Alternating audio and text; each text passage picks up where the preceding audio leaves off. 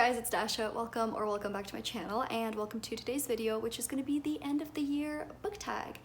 It is Friday. I am feeling chatty. I wanted to sit down and do this tag because I love the idea of kind of going over the rest of the year, what my reading's going to look like, and think about even at the beginning of next year and next year as a whole in terms of reading. So we're going to sit down and do this together. There's not a ton of questions, so I'm excited. I love these questions, so let's get into it. So the first question is already calling my ass out. Are there any books that you started this year that you need to finish? We're not gonna dwell on Counting Monte Cristo because this is now a meme in my life. Everyone in my life knows that I've been reading this book for over a year now, so we'll move on. Similarly, The Human Condition by Hannah Arendt, one I've started ages ago, or restarted rather, and I still have not gotten through it. If you saw my November TBR, you will see that I mentioned that I will not be making a TBR for December. I'm kind of just going to be mood reading, finishing up some books that I started during October and November, so hopefully I will be able to get to these two. I got a lot of reading of Counting Monte Cristo done around the holidays last year, so I'm hoping that might be the case again this year, and hopefully by not having a set TBR I can focus on these. But beyond that, at the time of filming, there are a few other books that I've started that I really would like to finish before continuing, namely Red Seas Under Red Skies by Scott Lynch. So this is the second book in the General and Bastard series. The first book was one of my favorite books of all time. I think one of the best fantasy books I've ever read for sure. And it follows a group of thieves who have this great like bromance going on, and it's just really fun to watch their antics. The problem is that this one takes place a lot of the time on a ship in the ocean, which is a particular setting that I don't care for. I have a really hard time getting into ship settings in books, especially fantasy, so I am struggling through this one, I'm not gonna lie. It's been taking me a really long time to get through this because as much as I love the characters, it's really hard for me to enjoy the setting. So I am still going to push through and finish this because I have the third book, and the fourth one was supposed to come out this year. I don't think that's happening anymore, but I am still really like loving the series in terms of the characters and the kind of hijinks they get up to. The setting's just not for me. But I have gotten 336 pages in, over halfway, so I know I'm gonna be able to finish it.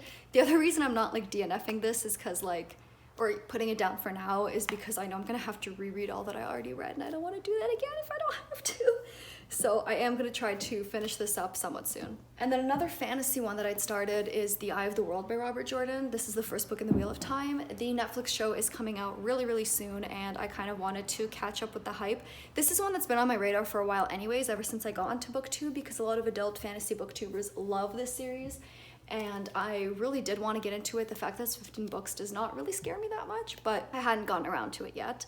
I was trying to finish up like A Song of Ice and Fire and a few other ones that I'd started, but now it was the time to start this. I was in the mood. All the hype was happening on Twitter around the series, so I picked this up. I'm really loving it so far. Oh my god.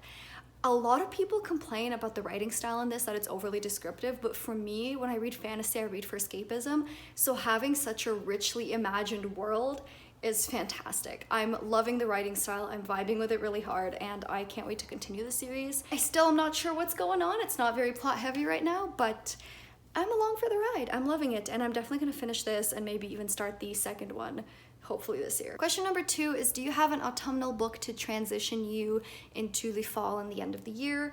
I kind of don't. I would have normally said thrillers and horror, but I've been reading a lot of horror throughout the whole year this year because I've really been enjoying exploring the genre. So unfortunately, I don't even think I could say that. I did release a video with all sorts of fall book recommendations, and those are the kind of books I consider very fall. And that style of books, like books you can just get lost in, and the atmosphere is just very cozy but also like colder and almost spooky. So if you want to get some recommendations, you can check that video out. But generally that kind of stuff, thrillers, horror, even though I do read those year round, I would maybe read more of them this time of year, but I don't have like a specific book or series that I come back to, so I can't really give anything specific for this one. The next question is there a new release you are still waiting for? And yes, I got 2. So at first I didn't think I had any, but then I realized there's 2 sequels I'm still waiting for. The first one is the sequel to These Violent Delights by Chloe Gong, Our Violent Ends. This is coming out fairly soon. I think both of these are in November. And this is the young adult 1920s Shanghai Romeo and Juliet reimagining with like warring crime gangs. I was really surprised with this first one. I really enjoyed it a lot more than I thought I would. I didn't feel that young to me, and I really loved a lot of the commentary and the history that was plugged into this. So I am really excited for the sequel. I like that it's just a duology. It's gonna be wrapped up nice and neatly, so I'm happy with that. And then the other one that I'm like even more excited for is the sequel to The Bone Shard Daughter by Andrea Stewart. If you guys were on my channel last year, you will know that this was my favorite book of last year. I was absolutely obsessed with it. I read this in 2 days when I got it as an ARC in September of last year, and I was like hooked. I was screaming about it, and I'm absolutely just so excited to continue with the story. This world fascinated me. The characters I really fell in love with.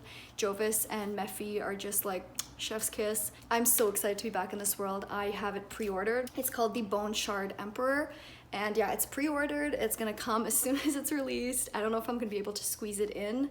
It's also not a finished series, which kind of sucks. Like, it'd be nice to be able to binge it all once the 3rd book is released, but I'm not sure when that's gonna happen. So I might just reread this in December or January and read the sequel right after, because I'm really anticipating continuing with this series. So the next question is also calling me out a little bit, because I tend to make obnoxious TBRs and lists of books I want to read. The question is, what are 3 books you want to read before the end of the year? So limiting myself is kind of hard, but we'll try. First, I thought I'd throw a nonfiction in there, Jesus and John Wayne by Kristen Kobes-Dumez. This I've talked about fairly recently. This is a nonfiction kind of overview of evangelicalism in the US and how it kind of helped Trump's presidency and how it has a real big influence on society in the US. I haven't started this one, but then I had other books to pick up for my TBR, so I wasn't able to get through it. What I did read of it was very academic, so it's definitely a book I have to kind of take my time with, but I was really enjoying some of the concepts that were presented.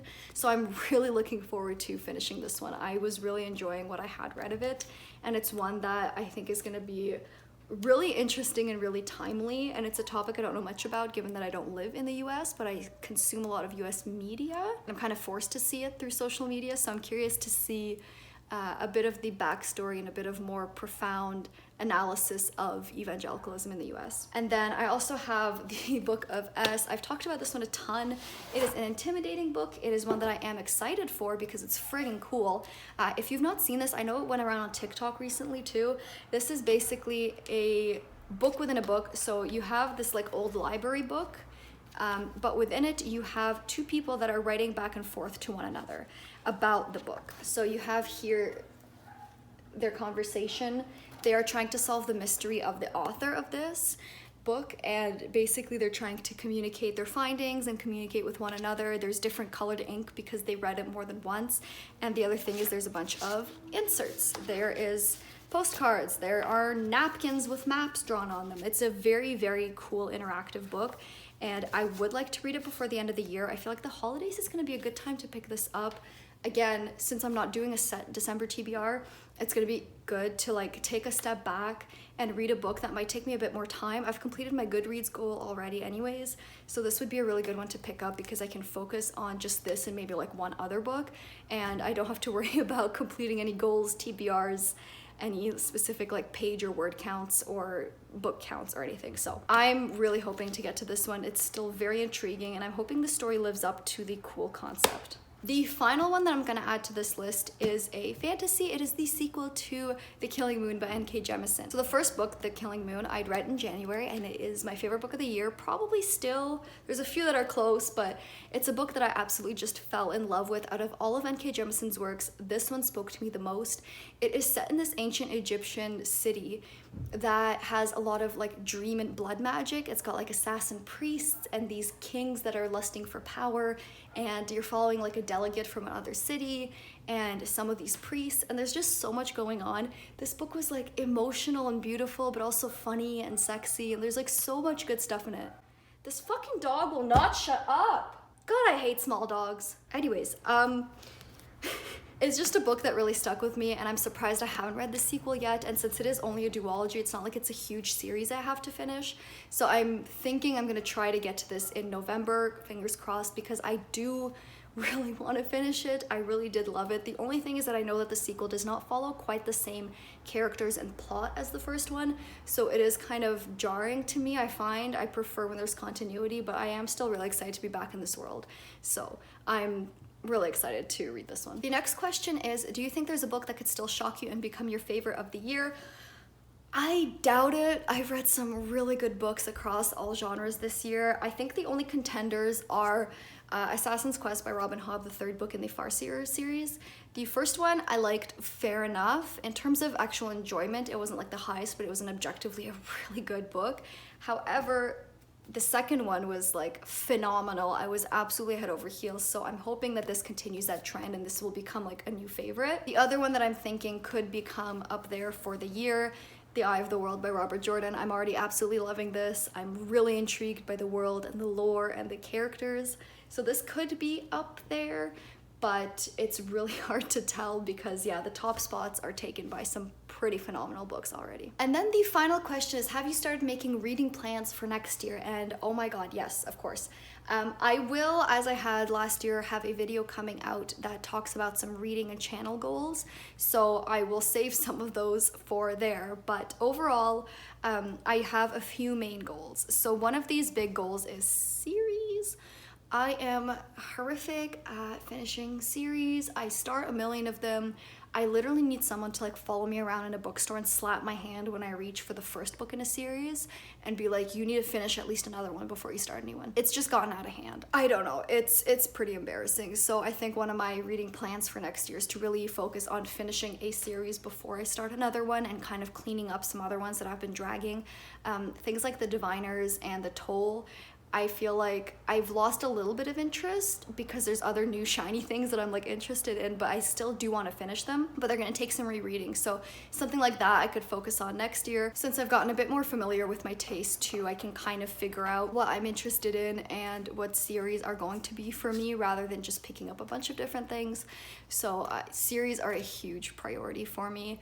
And I'm gonna need someone to keep me accountable because it's getting embarrassing. In terms of other reading plans, classics are another one that I really need to focus on. I had nonfiction and classics as my goal for this year, and I did really well on the nonfiction front, and then did poo-poo garbage caca in the classics front. So I'm gonna need to keep myself accountable for those as well because I do like classics, but obviously they take a bit more brain power and I'm lazy and I'm stupid, so that's another one. But yeah, that is it for this tag. Let me know if you've done this, and if you have not yet, this is me officially tagging you. Go nuts. I think everyone's doing this one anyways, but if you haven't done it yet, please go ahead. I really enjoyed sitting down and talking about the rest of the reading year and all that kind of stuff. My social media is linked down below. You guys can always come talk to me there. Other than that, thank you so much for watching, and I'll see you next time.